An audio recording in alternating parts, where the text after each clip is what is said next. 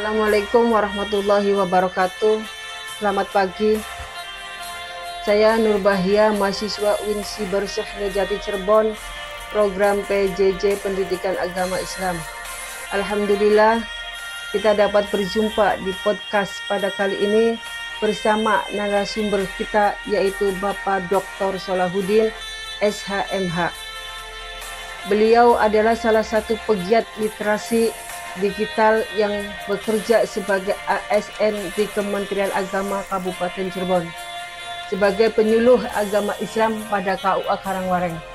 Assalamualaikum Bapak. Waalaikumsalam warahmatullahi wabarakatuh. Bagaimana kabarnya Bapak? Alhamdulillah baik, sehat. Pada podcast kali ini saya akan mengambil tema bagaimana perkembangan teknologi mempengaruhi dunia kerja pada saat ini. Gimana nih menurut pandangan Pak Solahuddin terkait dengan perkembangan teknologi mempengaruhi dunia kerja saat ini?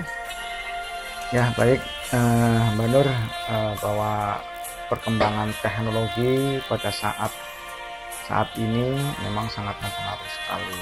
Ya.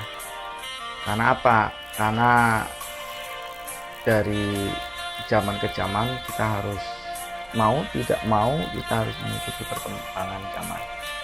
Jadi di dalam dunia kerja kita harus mengikuti perkembangan zaman teknologi itu, terutama teknologi digital.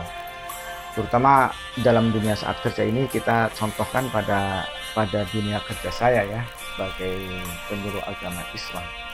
Ini penyuluh agama Islam ini untuk saat ini kita harus mengikuti perkembangan zaman ya, harus dengan digitalisasi. Kita harus mengikuti media sosial. Kita jadi penyuluh agama Islam itu tidak kaku, ya, tidak seperti istilahnya katakanlah hanya di majelis taklim saja. Tapi bagaimana nih kita untuk mengikuti perkembangan zaman ini, kita dakwah ceramah dengan digital. Namanya contoh, kita membuat konten kreator tentang dakwah. Nah, saat ini kan dalam dunia literasi digital itu kan sangat memprihatinkan sekali, khususnya untuk generasi muda saat ini. Karena apa ya?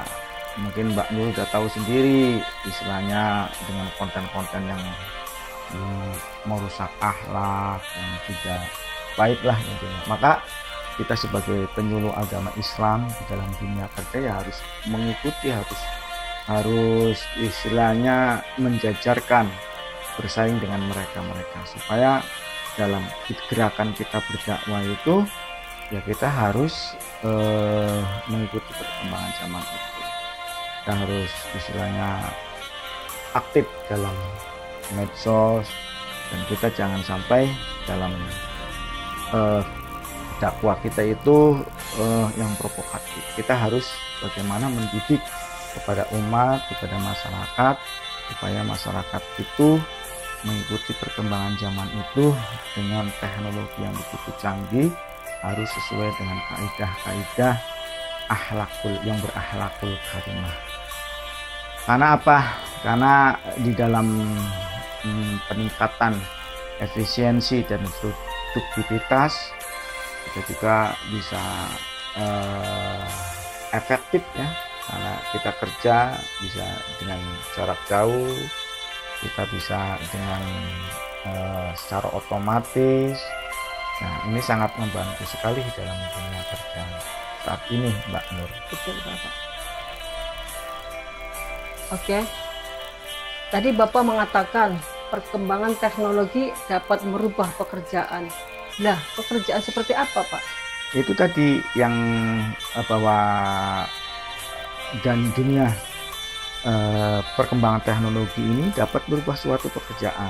Pekerjaannya yaitu tadi kayak kita yang tadinya bekerja sebagai manual, kita memberikan penyuluhan, bimbingan kepada masyarakat dengan secara manual, tapi kita bisa dilakukan dengan bekerja dengan efektivitas, dengan tadi dengan melalui medsos seperti TikTok, membuat reel di Instagram, kita upload sehingga masyarakat bisa bukan hanya dalam satu majelis itu saja, tapi masyarakat dunia bisa melihat, bisa menikmati perkembangan teknologi seperti itu.